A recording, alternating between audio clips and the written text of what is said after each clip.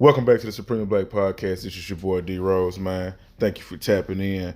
So, out of California, Democratic Governor Gavin Newsom has agreed to the California bill limiting the use of rap lyrics in criminal trials signed into the law. Right?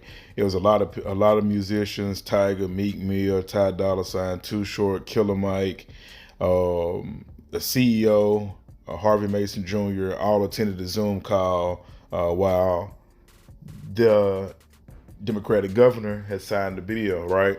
I've seen people come online and say that this is a huge win.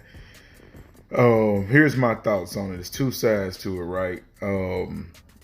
Now, I think the ability to have freedom of speech is definitely important. I mean, it is a right that we all have. But I would be honest with you, I cannot say that I feel that this is a win. Them taking that out removes the accountability. And I get what they're trying to do, but I just don't think that it lands in the right places. Because when you think about the adults, the kids that are impacted by such a ruling, honestly, if you are stupid enough to go on over a beat and tell some real shit that you actually did in the streets, that's really on you.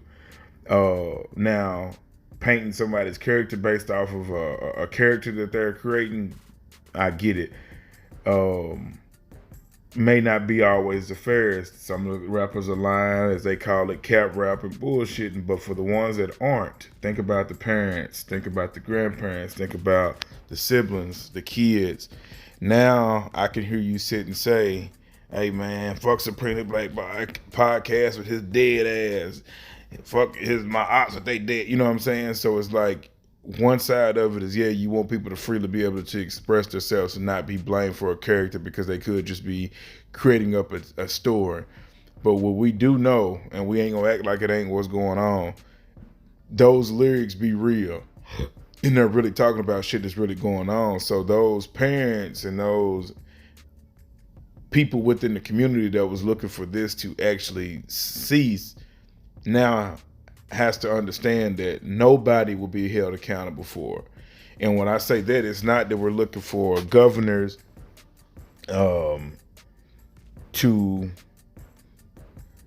look over that for us. It's kind of crazy is because when you think about the accountability part that comes from within our communities, but how could we do it within our communities if it goes into court, it's, oh hey, this is just acting. I just think that this is a double-edged sword. Yeah, you get the freedom of speech, but then also on the other end, you still have families that are being disrespected because at the end of the day, they can't be held accountable for these lyrics. So whether they're telling the truth or not, the mocking of their cousin, son being killed is going to continue because there is no penalty to it from anybody, the community, nor the government. So, I mean, you tell me what your thoughts. If I'm all the way off on this, let me know in the comments. I just think that it's a double-edged sword and it does more harm than it does good. As always, long live CC. I'm out.